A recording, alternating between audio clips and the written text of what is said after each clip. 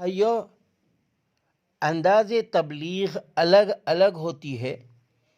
اگر یہ حکمت سے اور تدبیر کے ساتھ، جیسا کہ اللہ تعالیٰ نے قرآن کریم میں فرمایا ادعو الی سبیل ربک بالحکمہ والموعظۃ الحسنہ وجادلہم باللتی ہی احسن، اس آیت کو سامنے رکھ کر اگر تبلیغ کی جائے تو اس کا بڑا نفع ملتا ہے۔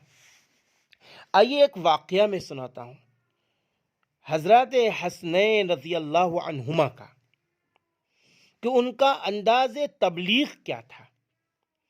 واقعہ سنیے کہ علامہ کروری رحمۃ اللہ علیہ نقل کرتے ہیں کہ حضرت صلی اللہ علیہ وسلم کے مقدس نواسے حضرت حسن اور حضرت حسین رضی اللہ عنہما نے ایک مرتبہ دریائے فرات کے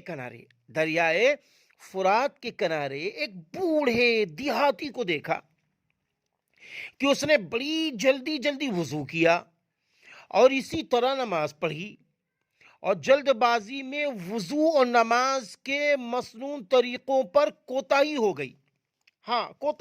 سنیے گا ذرا غور سے۔ حضرات حسنین رضی اللہ عنہما نے اسے سمجھانا چاہتے تھے، لیکن اندیشہ یہ ہوا اگر یہ عمر رسیدہ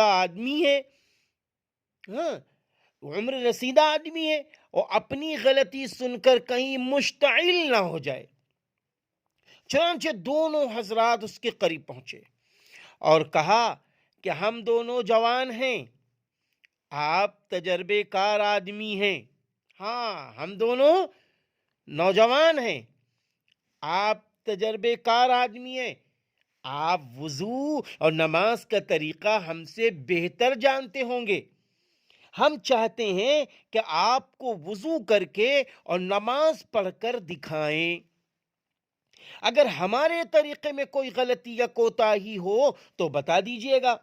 اس کے بعد انہوں نے سنت کے مطابق وضو کر کے نماز پڑھی، اور بوڑھے میاں نے دیکھا تو اپنی کوتاہی سے توبہ کر لی اور آئندہ یہ طریقہ چھوڑ دیا۔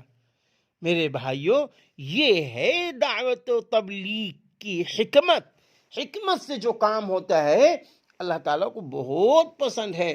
ہم جب کسی کو اچھی بات بتائیں تو پہلے اس شخص کو اپنے دل میں جگہ دیں کہ یہ مجھ سے بہت اچھا ہے، اس کی غلطی ہے، یہ غلطی اس کی دور ہو جائے گی، انشاءاللہ یہ اللہ کا محبوب بن جائے گا اور سماج کا ایک اچھا انسان بن جائے گا۔